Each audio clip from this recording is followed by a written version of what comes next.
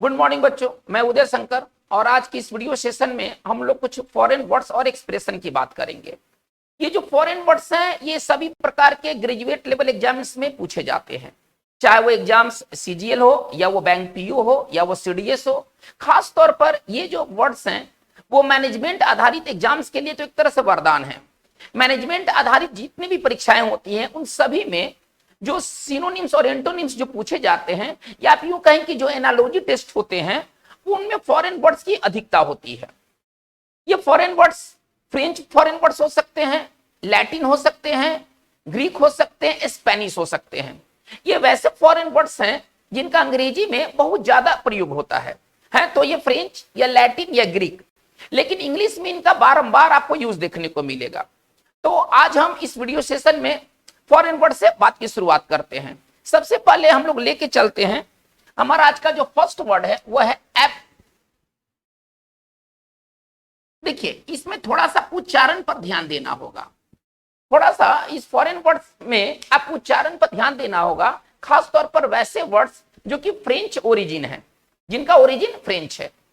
तो French origin वाले words में क्या होता है ना कि उसमें लिखावट और उच्चारण में ना काफी असमानता होती है। मतलब हम लिखेंगे कुछ और पढ़ेंगे कुछ और।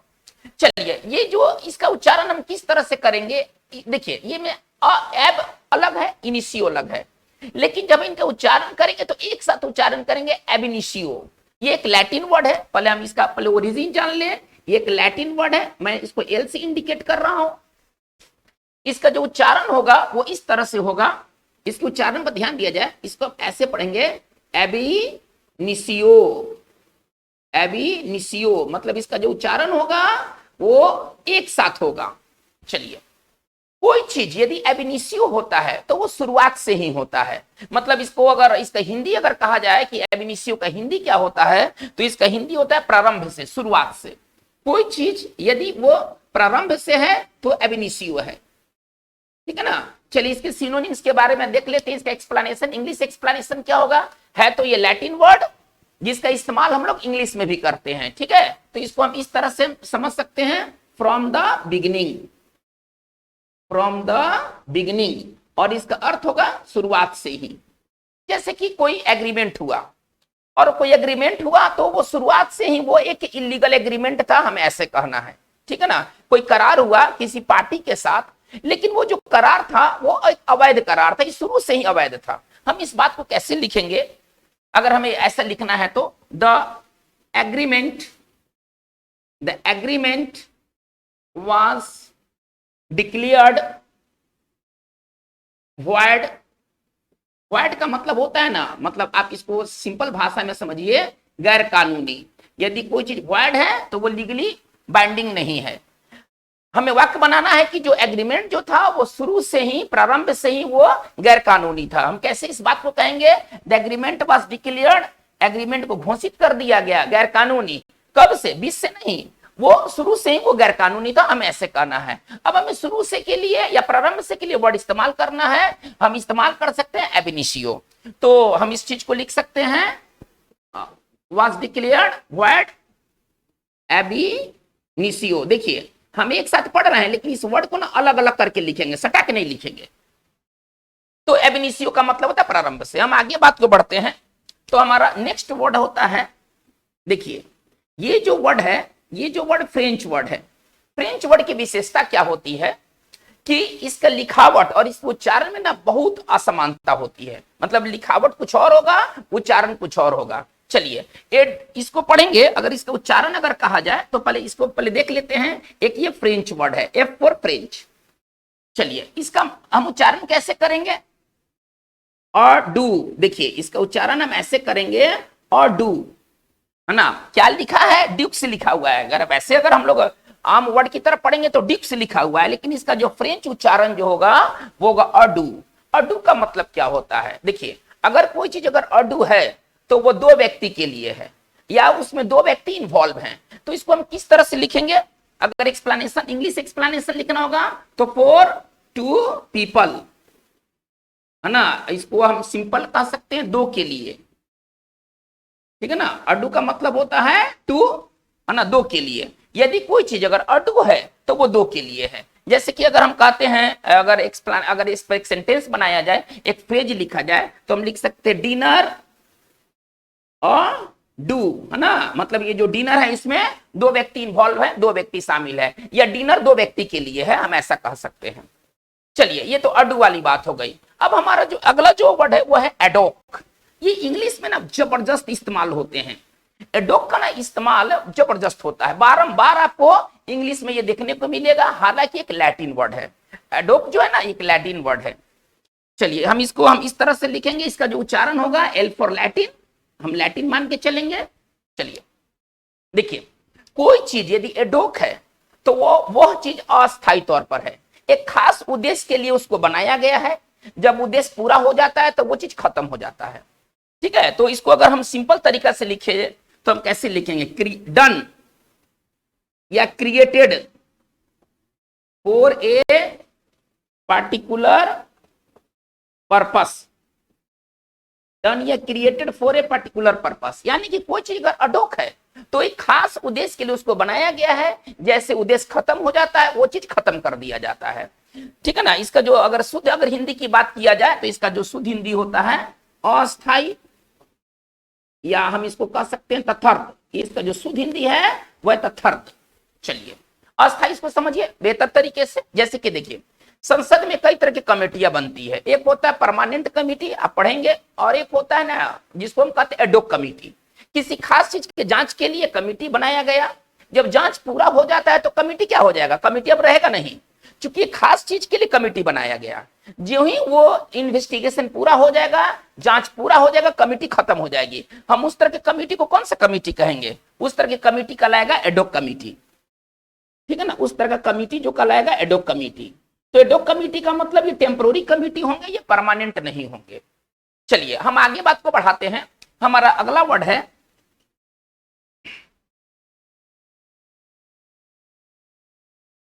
एड इनफाइनाइटम।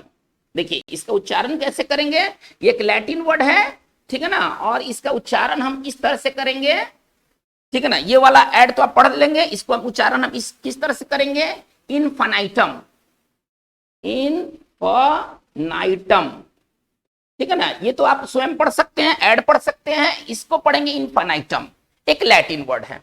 एड इनफाइनाइटम का मतलब होता है बार बार। इनफाइनाइट, आप ऐसे जाइए मैथ के, आप इनफाइनाइट की तरफ जाइए, अनंत।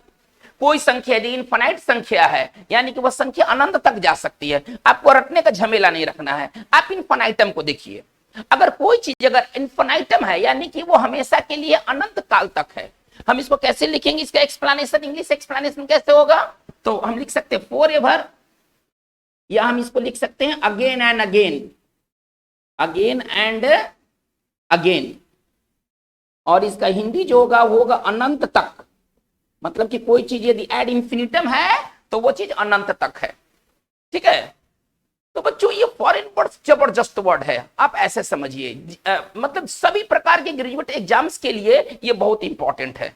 ये बाकी वर्ड से थोड़े से अलग इस मामले में है क्योंकि इनका ओरिजिन जो है इंग्लिश ओरिजिन नहीं है, इनका ओरिजिन फ्रेंच ओरिजिन है, लैटिन ओरिजिन है, ग्रीक ओरिजिन है। ठीक है ना, लेकिन ये इंग्लिश लैंग्वेज में फ्रीक्वेंटली यूज होते हैं। खासतौर पर अभी जितना मैंने ये 4 वर्ड अगर आपको जो मैं लिखा हूं, इसमें एडोक का तो इस्तेमाल बार बार होता है। ये एडोक का इस्तेमाल इस प्रकार होता है कि मानो कि इंग्लिश का ही ये वर्ड हो। ठीक है, हम बात को आगे बढ़ाते हैं। तो मैंने कहा एड इन्फिनिटम, इन्फिनाइटम। एड इन्फिनाइटम का मतलब होता है बार बार। जैसे एक सेंटेंस इस पर बनाया जाए, बात समझ में आ जाएगा। कोई किसी को कह रहा है, ठीक है ना, कोई किसी को कह रहा है कि तुम मेरे घर अनंत काल तक नहीं रह सकते हो बिना पैसा दिए। मतलब अगर आपको अगर फॉर एवर रहना है तो आपको पैसा पे करना पड़ेगा। ठीक है ना, हम इस चीज को कैसे कहेंगे, you can not stay at my home.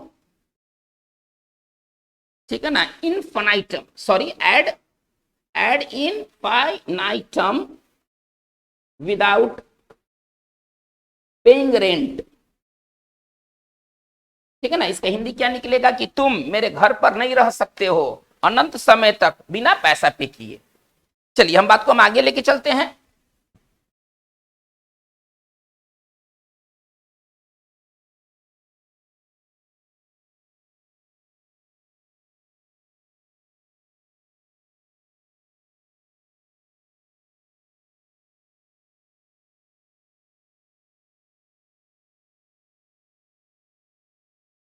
देखिए हमारा जो नेक्स्ट वर्ड है वो है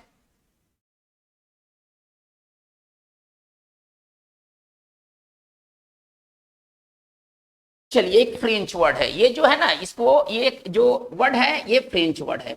हम इसको पढ़ेंगे क्या, थोड़ा सा हम पढ़ के आपको समझाते हैं। देखिए ऐसे लिखा हुआ है एजेंट, ऐसे तो हम लोग पढ़ेंगे इसको एजेंट, लेकिन इसमें ना जब फ्रेंच वर्ड के रूप में पढ़ेंगे ना तो ये टी साइलेंट रहेगा, टी का उच्चारण नहीं करेंगे, टी का उच्चारण नहीं करेंगे, ऐसे लिखेंगे एजान, एजान मतलब एजेंट, ठीक है ना, एजान।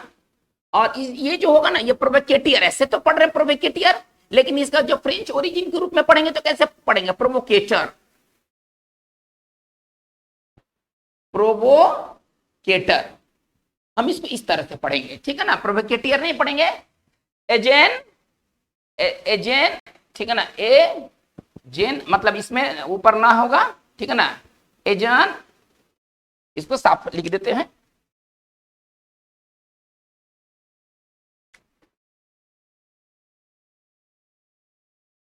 एजेंट प्रोवोकेटर। देखिए एजेंट प्रोवोकेटर कौन होते हैं, ये वैसे लोग होते हैं जो क्रिमिनल के साथ मिल जाते हैं, फिर उनको वो भड़काते हैं, और फिर जब क्रिमिनल कोई गलत काम करेगा, बैड पीपल जब गलत काम करेगा तो उसको वो पकड़ लेंगे, ठीक है ना। एजेंट प्रोवोकेटर कौन होते हैं, ये वैसे लोग होते हैं जो किसी को भड़काते हैं, उकसाते हैं, प्रोवोक करते हैं। प्रोवोकेटर देखिए यहां लिखा प्रोवोकेटर, प्रोवोकेटर मींस प्रोवोक, जो प्रोवोक करे, जो भड़काए, जो उकसाए, ठीक है ना, और बाद में इसको वो पकड़ लेते हैं, ठीक है। तो एजेंट प्रोवोकेटर का मतलब क्या होता है, भड़काने वाला, उकसाने वाला, गलत काम करने वाले को पकड़ने वाला, आप ऐसा समझिए।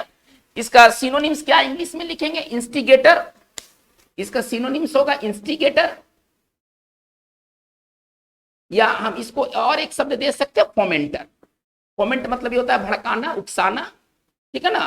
तो इसका सिंपल अगर हिंदी लिखें तो इसका हिंदी होगा भड़काने वाला, ठीक है ना, और सरल शब्दों में लिखें तो गलत काम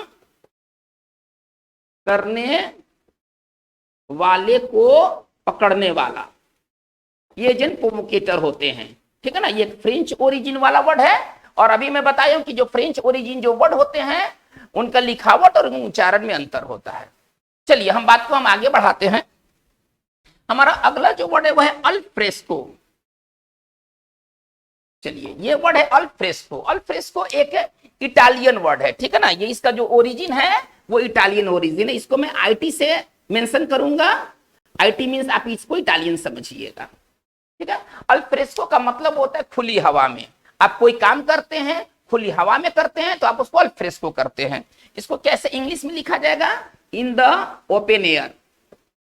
यदि कोई काम अगर आप अल्फ्रेस्को करते हैं तो आप खुली हवा में करते हैं। जैसे कि हम लोगों ने एक पार्टी का आयोजन किया और हॉल में नहीं किया, बंद कमरे में नहीं किया, हमें कहने के मैदान में किया, खुली हवा में किया, बागीचे में किया, हमको ऐसे कहना है, ठीक है। हम इसको कैसे लिखेंगे, वी होस्टेड, होस्ट मतलब आयोजन करना, we hosted a party alfresco, ठीक है ना, हम लोगों ने एक पार्टी का आयोजन खुली हवा में किया। चलिए हमारा अगला जो वर्ड है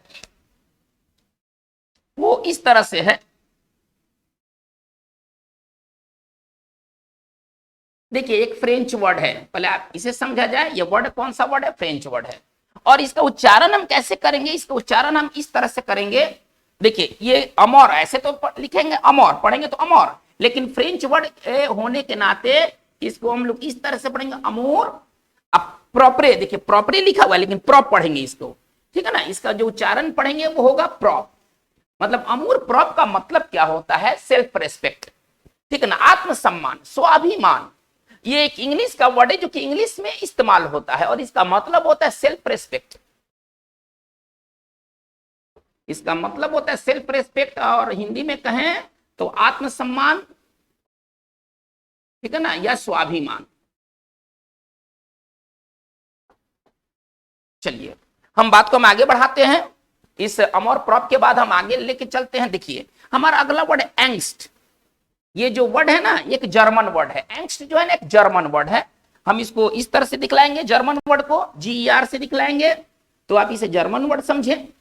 एंग्स्ट जो है ना जर्मन वर्ड है, इसका मतलब क्या होता है, चिंता या घबराहट, ठीक है ना। इसका जो हिंदी होता है चिंता या घबराहट, और पेपर में ना, जर्नलिज्म में ना इसका बहुत ज्यादा इस्तेमाल होता है। हम पकड़ नहीं पाएंगे कि एक जर्मन वर्ड है, इतना ज्यादा ये इंग्लिश में घुल मिल गया है। तो एंग्स्ट का मतलब होता है, अगर हम इसको लिखें इंग्लिश में तो कैसे लिखेंगे, feeling of, a feeling of anxiety, a feeling of anxiety. इसका जो अगर सिंपल अगर हिंदी लिखें तो घबराहट, चिंता, भविष्य को लेकर के। ये चिंता या घबराहट किस चीज को लेकर होगा, है ना, ये भविष्य को लेकर होगा। हमारा भविष्य कहाँ जाएगा, हमारे कैरियर क्या होगा। आज हमारे पास जॉब नहीं है, पता नहीं आगे चल के क्या होगा। हमारे अंदर क्या आ गया है, हमारे अंदर आ गया एंग्स्ट, ठीक है ना। हम ऐसे लिख सकते हैं, देखिए तो, we are covered in angst. इसका सिंपल हिंदी क्या होगा कि हम लोग चिंता से ढक गए हैं, हम लोग घबराहट से ढक गए हैं। किसके प्रति, अपने फ्यूचर के प्रति। तो चलिए, ये एंग्स्ट की बातें हो गई, और ये एक जर्मन वर्ड है। हम बात को हम आगे बढ़ाते हैं। देखिए, एक लैटिन वर्ड है, उसका नाम है एनस मिराबिलिस। देखिए, एनस मिराबिलिस क्या है ना, एक लैटिन वर्ड है, एल फॉर लैटिन। एक बहुत ही अच्छा वर्ष, एक बहुत ही शानदार वर्ष को हम कहते हैं एनस मिराबिलिस। एनस मिराबिलिस क्या होता है, एक शानदार साल होता है। इसको इंग्लिश में लिखा जाए तो कैसे लिखेंगे, ए रिमार्केबल ईयर। और अगर इसका हिंदी अगर वर्तन किया जाए तो इसका हिंदी होगा शानदार वर्ष, ठीक है ना। जैसे कि किसी कंपनी के लिए 2022 जो चल रहा है, शानदार वर्ष गुजरा, तो उसके लिए 2022 क्या है, एक एनस मिराबिलिस है। इसका अपोजिट, ठीक है ना, इसका अपोजिट भी हमारे पास एक वर्ड है, एनस है ना, होरिबिलिस। एनस ये ऊपर वाला था, मिराबिलिस शानदार साल, ठीक है ना। जो ये वाला जो वर्ड है एनस मिराबिलिस शानदार वर्ष, और एनस होरिबिलिस जो होगा ना, एक दुर्भाग्यशाली साल, एक बहुत खराब साल, एक वो साल जिसमें कि आपदा आई, मिसफॉर्चून आया, दुर्भाग्य आया। जैसे कि कोविड का 2020 और 2021, ये जो कोविड महामारी पूरे विश्व के लिए क्या बना, ये 2020 और 2021 कौन सा वर्ष बना, तो एनस होरिबिलिस। एक वैसा साल जो कि डिजास्टर से भरा हुआ था। इसको हम तोड़ के कैसे लिखेंगे, ठीक है ना। ये भी एक लैटिन वर्ड है, ये भी एक लैटिन वर्ड है, जिसको हम कहेंगे a year of misfortune, a year of misfortune, a year of misfortune, जिसको हम कह सकते हैं बेहद खराब वर्ष। इसको अगर सिंपल अगर हिंदी लिखा जाए तो इसका हम क्या लिखेंगे, बेहद खराब वर्ष, ठीक है। तो बच्चों, ये बहुत इंपॉर्टेंट ये सारे वर्ड्स हैं, ये सारे फॉरेन वर्ड्स और एक्सप्रेशंस जितने भी हैं, आप जब आप इनको देखिएगा, जब आप एक सीरियस और हाई क्वालिटी जब आप एग्जाम्स में जब बैठिएगा तो ये सारे आपको मिलने वाले हैं। ये सभी इंग्लिश में ना फ्रीक्वेंटली यूज होते हैं। हम बात को आगे बढ़ाते हैं।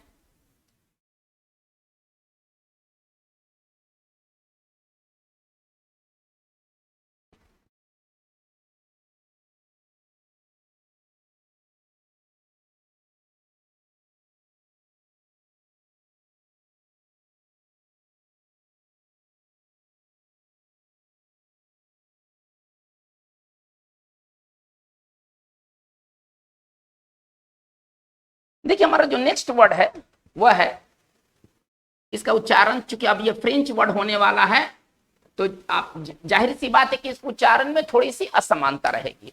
लिखावट और उच्चारण में ना घोर असमानता होती है अगर वो फ्रेंच वर्ड है। बाकी लैटिन वर्ड, जर्मन वर्ड जैसे हैं ना, हम ऐसे पढ़ेंगे, हल्का सा परिवर्तन करके जैसे लिखे रहते हैं वैसे उनका उच्चारण होता है, ठीक है। लेकिन जो फ्रेंच वर्ड होते हैं, लिखावट और उच्चारण में ना भारी असमानता होती है। चलिए, ये इसको हम पढ़ेंगे क्या, पहले तो ये समझ लें कि एक फ्रेंच वर्ड है, एफ फॉर फ्रेंच, आप ये मान के चलिएगा। और इसका जो उच्चारण करेंगे ना, वो करेंगे ऑफे, इसको इस तरह से पढ़ेंगे ऑफे, ठीक है ना। ये एक फ्रेंच वर्ड ऑफे का मतलब क्या होता है, देखिए, अगर आप किसी चीज से ऑफे हैं तो आप उससे परिचित हैं, आप उससे जानकार हैं, आप उसके जानकार हैं। ऑफे का सिनोनिम्स हम क्या लिख सकते हैं, तो लिख सकते हैं familiar, familiar conversant, familiar conversant. और इसका सिंपल अगर हिंदी लिखे तो लिख सकते हैं परिचित या जानकार, जैसे कि अब हम आपको एग्जाम्पल से क्लियर कर सकते हैं। जैसे कोई व्यक्ति इस जगह पर नया आया है, जब कोई व्यक्ति कहीं पर नया जाता है तो वहां के क्या सिस्टम है, क्या रूल रेगुलेशन है ना, इससे वो जानकार, इसके प्रति वो जानकार नहीं होता है। कोई नया व्यक्ति, अगर मैं भी कहीं जाऊं, मेरे लिए वो यदि नया जगह है तो वहां क्या सिस्टम है, वहां क्या रूल है, ये सब के प्रति मुझे जानकारी नहीं होगी। चलिए इसी को हम बनाते हैं।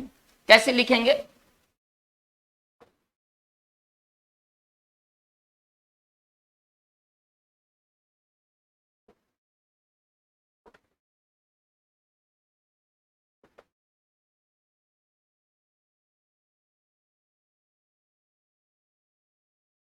चलिए इसको क्या कहा गया है, पहले आप इसको, आप इस एग्जांपल को देखे समझे। ही इज न्यू हियर, वो इस जगह पर नया है। So he is not of a with the system, इसलिए वो सिस्टम को नहीं जानता है। चलिए हम बात को हम आगे बढ़ाते हैं। देखिए एक वर्ड है, बहुत अच्छा वर्ड है और इंग्लिश में उसका बहुत ज्यादा इस्तेमाल होता है। वर्ड है,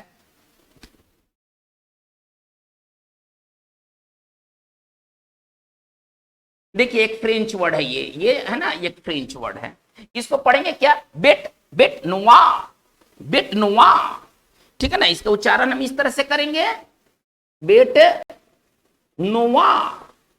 बेट नुआ क्या होता है? देखिए एक ऐसा व्यक्ति होता है, एक ऐसा वस्तु होता है जिससे कोई व्यक्ति नफरत करता है। ये नफरत का वस्तु होगा, नफरत वाला व्यक्ति होगा। तुम मुझे फुटियाक नहीं सुहाते हो तो तुम मेरे लिए कौन हो? यू आर जस्ट बेटनुआ फॉर मी, तुम मेरे लिए ठीक है एक बेटनुआ हो। बेटनुआ वैसा व्यक्ति होता है, वैसा चीज होता है जो किसी, जो जिससे नफरत किया जाता है। ठीक है ना, जिससे नफरत किया जाता है। इसका सिनोनिम्स इंग्लिश में क्या हो सकता है? एनाथेमा, एनाथेमा, या लिख सकते हैं पेट एवर्सन, पेट एवर्सन। और इसको अगर हिंदी में कहें तो इसको लिख सकते हैं घृणा की वस्तु या व्यक्ति, है ना, वो व्यक्ति या वो वस्तु जिससे कि घृणा किया जाए। ठीक है ना, वो व्यक्ति या वस्तु हमारे लिए बेटनोवा होगा। चलिए हम बात को हम आगे बढ़ाते हैं। देखिए हमारा एक वर्ड है, ये फिर एक फ्रेंच वर्ड है। तो आप फ्रेंच वर्ड तो आप समझते हैं, फ्रेंच वर्ड के उच्चारण और लिखावट में अंतर होगा। इसे कहेंगे हम बीए। पता नहीं तो बिलेट लिखा हुआ है, हम लोग ऐसे अगर इसको सिंपल वे में कहेंगे तो बिलेट ही पढ़ेंगे, लेकिन फ्रेंच उच्चारण कैसे होगा? BA do, BA do. ठीक है ना, हम इसको इस तरह से लिखेंगे, बीए डू। और बीए डू का मतलब होता है लव लेटर। ठीक है ना, फ्रेंच में लव लेटर को क्या कहते हैं? BA do. ये इंग्लिश में इस्तेमाल होने वाले वर्ड हैं। मैं आपको कोई फ्रेंच वर्ड का, मैं आपको कोई विद्वान नहीं बनाना चाहता हूं। ये सभी परीक्षाओं में पूछे जाने वाले वर्ड हैं। अटपटा लग रहा है, लेकिन आपको क्या करना है? आपको इसके साथ गुजरना है, आपको इसके साथ फैमिलियर होना है, इनको अपनाना है। आज जो परिदृश्य चल रहा है, आपको हर एंगल से अपने आप को तैयार रखना है।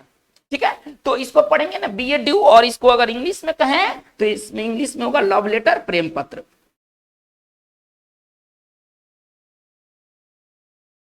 चलिए एक जबरदस्त वर्ड है जिसका इंग्लिश में बहुत ज्यादा इस्तेमाल होता है, और वो वर्ड है बोनाफाइड। बोनाफाइड जो है ना, एक लैटिन वर्ड है, पहले आप ऐसे समझिए। इसका इंग्लिश में बहुत ज्यादा इस्तेमाल होता है। बोनाफाइड का मतलब होता है जायज। ठीक है ना, जो कानून के नजर में जो सही हो, रियल, जेन्युइन। ठीक है ना, इसका सिनोनिम्स क्या हो जाएगा? Genuine, real. ठीक है ना, और इसका जो हिंदी होगा होगा वास्तविक। यदि कोई चीज अगर बोनाफाइड है तो इसका मतलब है कि वो रियल है, वो जेन्युइन है, वो नकली नहीं है। जैसे कि एक सेंटेंस से इसे बेहतर समझा जा सकता है।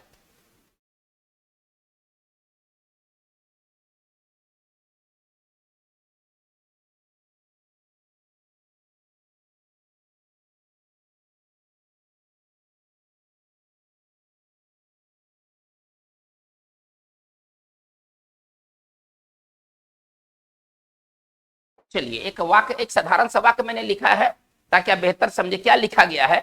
ओनली बोनाफाइड मेंबर्स, ठीक है ना, are allowed to enter this library. इसका मतलब है कि इस लाइब्रेरी में कौन जा सकते हैं? सभी नहीं जा सकते हैं, वही जा सकते हैं जो उस लाइब्रेरी के एक सही, एक सच्चा एक मेंबर हो। ठीक है ना, तो बोनाफाइड मेंबर का मतलब वो मेंबर जो जेन्युइन मेंबर हो, जो रियल मेंबर हो। यदि कोई चीज अगर बोनाफाइड है, इसका मतलब है कि वो रियल है, वो जेन्युइन है, वो नकली नहीं है। बात को हम आगे बढ़ाते हैं।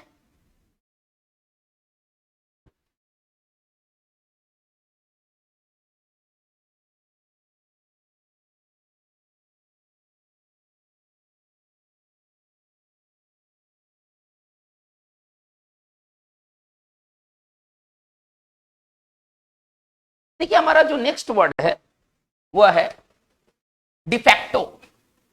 हमारा अगला जो वर्ड है वह है डिफैक्टो। देखिए डिफैक्टो क्या होता है। डिफैक्टो एक लैटिन वर्ड है। पहले हम इसके पहले ओरिजिन को पहले समझ ले। इसका ओरिजिन जो है एक लैटिन ओरिजिन है, मतलब एक लैटिन शब्दावली है। देखिए डिफैक्टो का मतलब होता है जो वास्तविक हो, ठीक है ना। देखिए होता क्या है कि एक होते हैं जो कि नाम से प्रधान होते हैं और एक होता है जो कार्य से प्रधान होते हैं।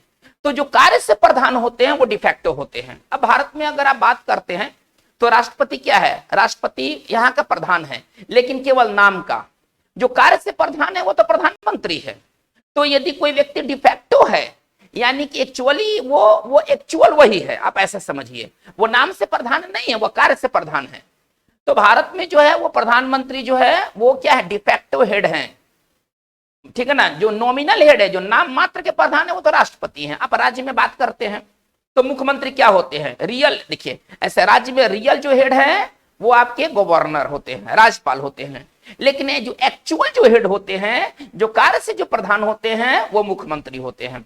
तो कोई व्यक्ति यदि डिफैक्टो है यानी कि वह कार्य से प्रधान है, नाम से नहीं है, वह कार्य से प्रधान है। और कार्य से प्रधान व्यक्ति ही सच्चा प्रधान व्यक्ति होता है, ठीक है। हम इसको क्या लिख सकते हैं सिनोनिम्स के तौर पर, एक्चुअल, एक्चुअल या इफेक्टिव। और इसको अगर हम सिंपल तोड़ के लिखें हिंदी में तो हम लिख सकते हैं कार्य से प्रधान। और जो कार्य से प्रधान होंगे ना वही एक्चुअल प्रधान होते हैं, नाम वाले तो सिर्फ नाम से हैं। अब हम इसको सिंपल तरीके से लिख सकते हैं सेंटेंस के तौर पर।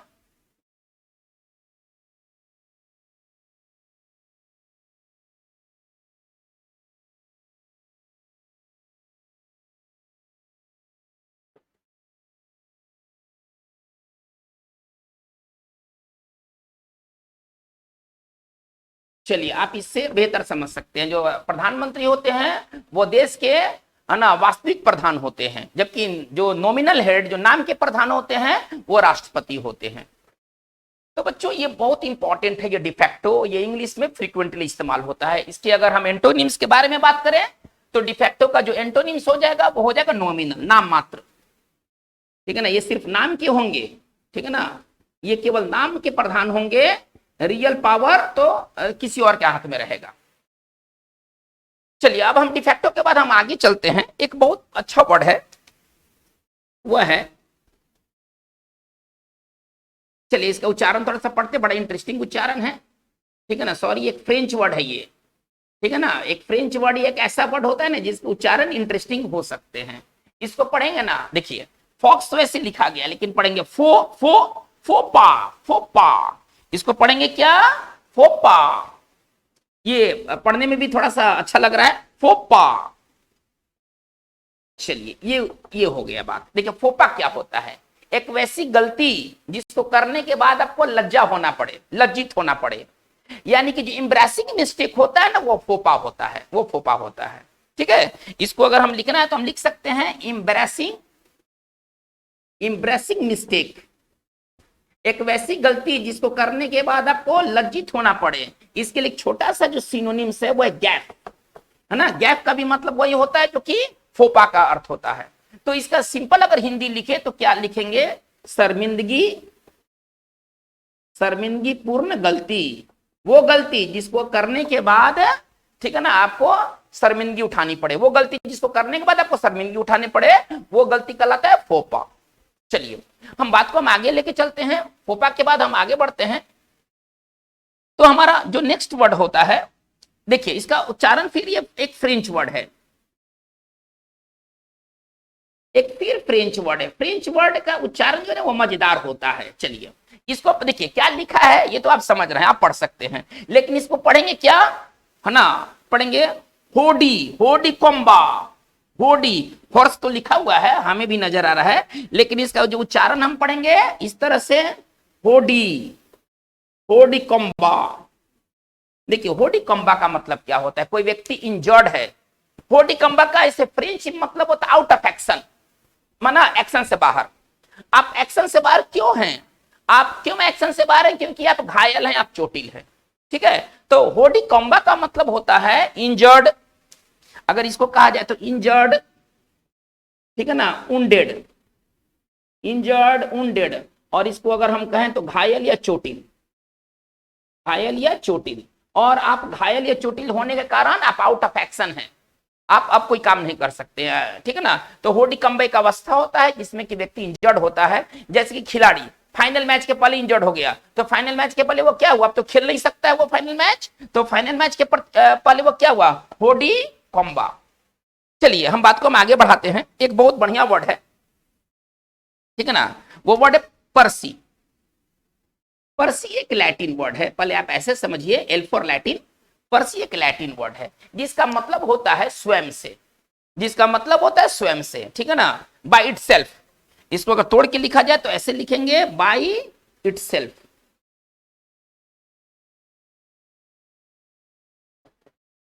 देखिए अब इसको एक एग्जांपल से बेहतर समझा जा सकता है, ये पर्सी को एक बेहतर एग्जांपल से समझा जा सकता है। देखिए कोई जहर है, कोई पॉइजन है, तो कोई पॉइजन अपने आप में खतरनाक नहीं होता है, पॉइजन देखने से कोई थोड़े मर जाएगा।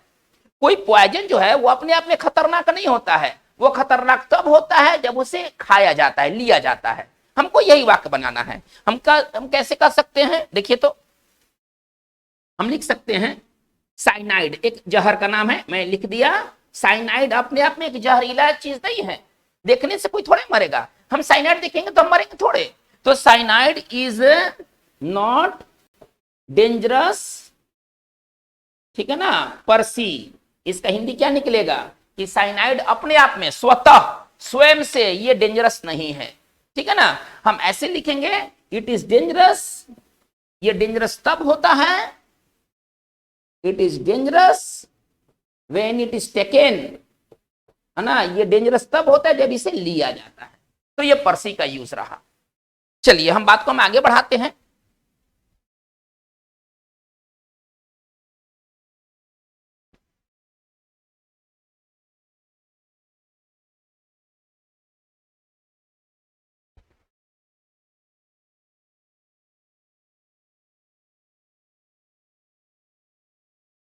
देखिए हमारा जो नेक्स्ट वर्ड है वो है जबरदस्त, इसका इंग्लिश में इस्तेमाल होता है, वह साइनेडाई।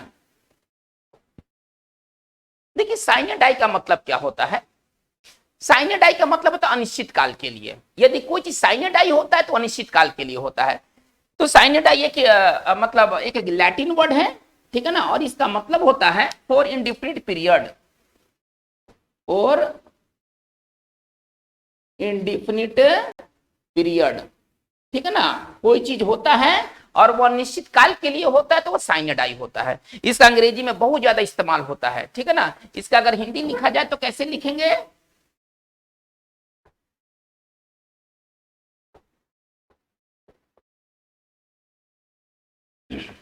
जैसे कि देखिए सदन, सदन की जो कार्रवाई है ना वो अनिश्चित काल के लिए स्थगित कर दिया गया, हमें ऐसे लिखना है, ठीक है ना। हमें ऐसे लिखना है कि जो सदन की जो कार्रवाई है वो अनिश्चित काल के लिए स्थगित कर दिया गया। इस चीज को कैसे लिखा जाए, द हाउस, हाउस का मतलब सदन, द हाउस वाज एडजॉर्न्ड, एडजॉर्न स्थगित करना, द हाउस वाज एडजॉर्न्ड साइनेडाई, ठीक है। चलिए हम आगे बात को बढ़ाते हैं। एक बहुत सुंदर वर्ड है, इसको पढ़ेंगे।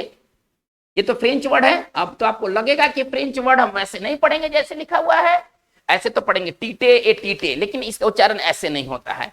इसका उच्चारण एक साथ पहले बोलेंगे, इसको टीटे टीटा, इसको पढ़ेंगे टीटे टीटे टीट, इसको पढ़ेंगे कैसे, टीटे टीटे टीट, ठीक है ना। इसको पढ़ेंगे टीटे टीटे, इसको पढ़ेंगे टीटे टीट, ठीक है ना, एक साथ सटाकर पढ़ेंगे इसको। लेकिन टीटे टीट क्या होता है, ये दो व्यक्तियों के बीच का ना बातचीत होता है, इसमें तीसरे को ना नहीं आने दिया जाता है ना। दो व्यक्ति बात करते हैं और तीसरे को ना कहते हैं उधर हो तुम, इधर नहीं आओ, ये आपस में कुछ बात करेंगे, पर्सनल बात करेंगे, इसको कहते हैं टीटे टीट, ठीक है ना। और इसको अगर हम एक्सप्लेनेशन, अगर इंग्लिश एक्सप्लेनेशन लिखें तो कैसे लिखेंगे, प्राइवेट कन्वर्सेशन। इसका जो इंग्लिश एक्सप्लेनेशन होगा वो होगा प्राइवेट कन्वर्सेशन, और इसका हिंदी होता है गुफ्तगू। ये उर्दू का वर्ड है लेकिन इसका हिंदी में प्रयोग होता है। दो व्यक्ति आपस में क्या करते हैं, टीटे टीट करते हैं। तो बच्चों आज की बात हमारा यहीं तक रहेगा। ये अभी जो फॉरेन वर्ड्स का ये जो सीरीज है अभी आगे भी जारी रहेगा। अभी 2 वीडियो और आपको मिलेंगे, मतलब फॉरेन वर्ड्स के 3 वीडियो हैं हमारे पास। एक वीडियो एक करेंटली वीडियो है, 2 वीडियो आपको और आगे मिलेंगे, जिसमें अभी तो मैंने ज्यादातर लैटिन और मैंने फ्रेंच वर्ड के बारे में बात किया। अब आगे के वीडियोस में आपको इटालियन मिलेंगे, आपको स्पेनिश मिलेंगे और कुछ और भी वर्ड्स आपको मिलने वाले हैं। तो बच्चों, ये आपको वीडियो कैसा लगा, आप अपने विचार को कमेंट बॉक्स में जरूर दें। अगर आप चैनल से नहीं जुड़े हैं तो आप उसे सब्सक्राइब करें, लाइक करें। आपका यह छोटा सा प्रयास हमारे लिए एक मोटिवेशन का काम करेगा। Thank you very much.